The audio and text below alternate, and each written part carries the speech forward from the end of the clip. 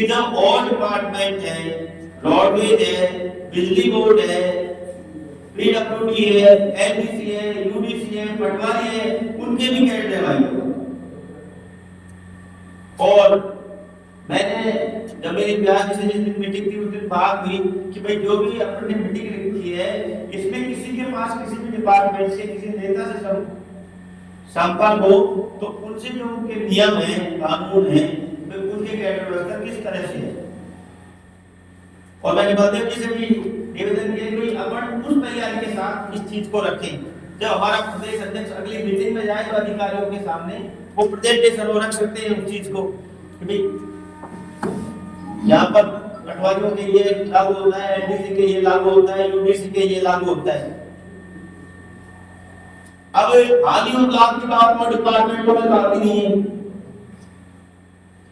ये हमारे कैरेक्टर साहब आपको जो हम कैडर बढ़ा रहे हैं, कैडर ऑथोरिटी बढ़ा रहे हैं, कॉमन कैडर बढ़ा रहे हैं, तो कैडर ऑथोरिटी के लिए अधिसूचना जारी हुई, मीटिंग हुई है, उसकी ड्राफ्टिंग भी हमारे सामने आई है।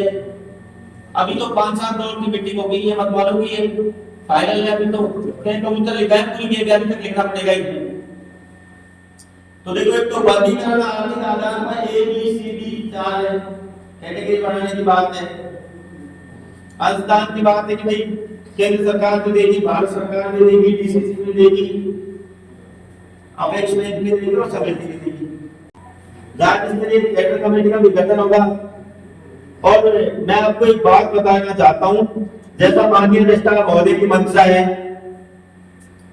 कि भारत में जो सहकारिता की व्यवस्था है वो हर प्रदेश में अलग अलग है।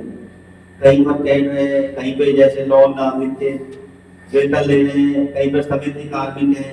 तो जिस तरह से टैक्स कंप्यूटराइजेशन किया गया उसी तरह से हमारे जो भारत सरकार के सहकार का सचिव हैं भूटानी साहब, उन्होंने कहा कि ये तो हमारे कार्मिक है, इनका तो कुछ ना कुछ जब सहकारिता की मूल रूप से जुड़े हुए हैं तो इनका अच्छा उपयोग करेंगे।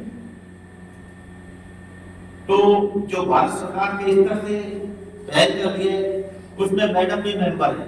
केंद्र सरकार ने एक कमेटी बना रखी है, जिस तरह से टैक्स कंप्यूटराइजेशन में राज्य सरकार और भारत सरकार की हिस्सेदारी है, इसी तरह से कैडर ऑथोरिटी में भी भारत सरकार राज्य सरकार निश्चित रूप से अनुदान देगी। तो फिर वो मॉडल स्टेट के रूप में राजस्थान में अभी लागू करने की कह रहे हैं कि पूरे देश में लागू होगा।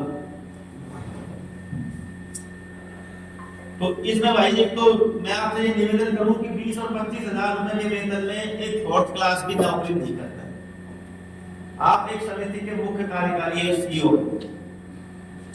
उसमें भी 3 साल की कंडीशन, भाई समिति आर्थिक रूप से 80 से 85% हानि में क्यों है सरकार की योजनाओं के कारण। रोडवेज भी घाटे में, बिजली बोर्ड भी घाटे में, और भी डिपार्टमेंट भी तो घाटे में, वहां तो राइडर लागू नहीं होता। आप यहाँ पर 3 साल का राइडर भी साधारण पर लगा रहे हैं।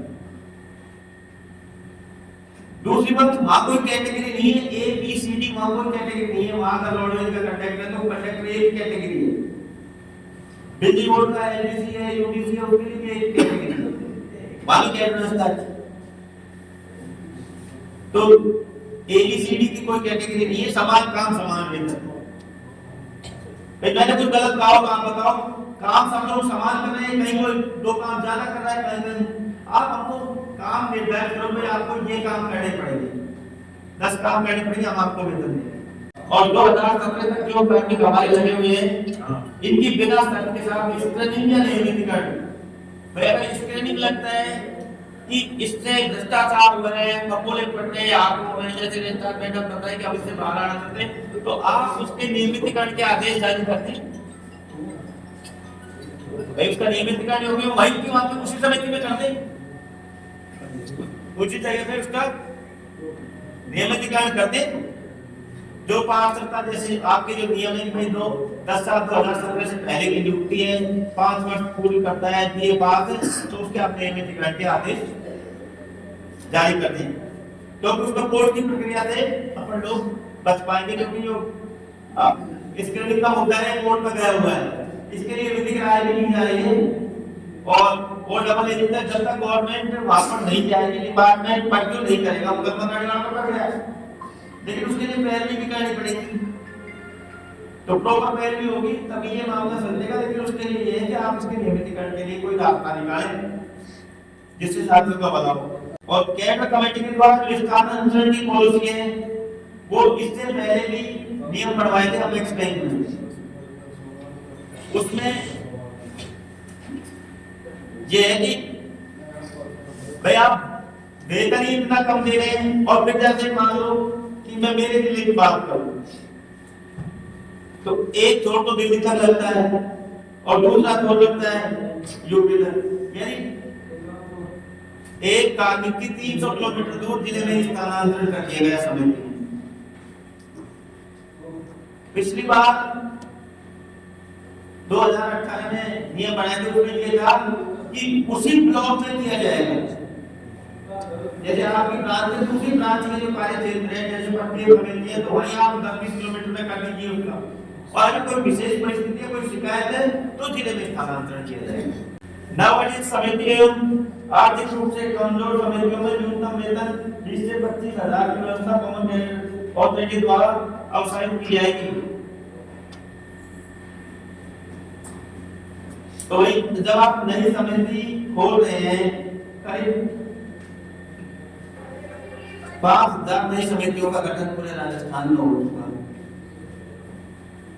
तो उसके लिए तनख्वाह वेतन एक समिति से देंगे, उसके साथ में एडिशनल नई समिति जोड़ रहे हैं। तो आप नए कार्मिकों की भर्ती करें, आप नए कार्मिक लगाएं, हमारा कुटुंब बढ़ेगा, संख्या बढ़ेगी, संगठन मजबूत होगा और नए रोजगार के सृजन होंगे।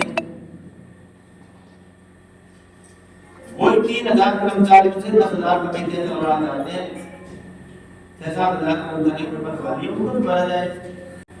अंशदान नहीं लेंगे, आप तो परमानेंट कैडर बना रहे हैं तो वेतन की व्यवस्था परमानेंट कीजिए।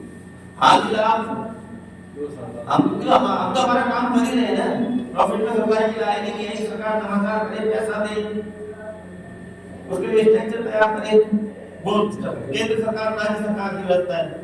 और जैसे समिति बनी है तो जो 2003 में था स्टाफ स्ट्रेंथ, वो भी इन्होंने कंडीशन 2022 के सेवा नियम में एकल पद कर दिया, उसको भी समाप्त कर दिया है। वार्षिक बजट जिला स्तरीय कैडर कमेटी द्वारा पारित करवाए।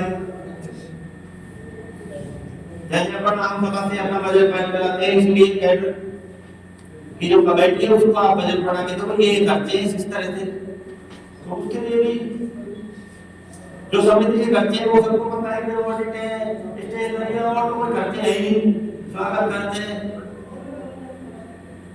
भाई, वो वहीं से एडजस्ट हो जाते हैं। आप तो इसको वेतन की व्यवस्था करो, 2-3% जो हिस्सा है वो ले, और पीएस ग्रेजुएटी या आपकी आरबीएसएस ये योजना है इनको भी लागू किया जाए।